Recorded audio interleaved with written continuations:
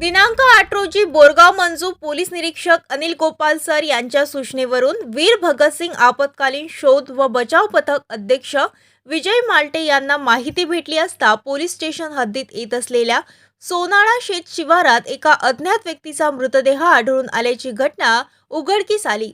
सदर मृतदेहाची ओळख पटली असता मृतक हा देवीदास गुलाब खिल्लारे, राहणार सोनाळा, वय 40 वर्ष असं या व्यक्तीचं नाव समोर आले आहे।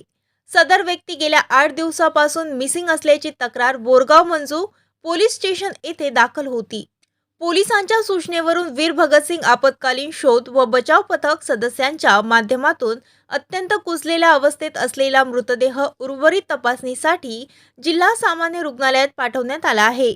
यावेळी घटनास्थळी बोरगाव मंजू पोलीस स्टेशनचे पोलीस निरीक्षक अनिल गोपाल, पोलीस उपनिरीक्षक मनोज उघडे उपस्थित होते। पुढील तपास बोरगाव मंजू पोलीस करीत आहे।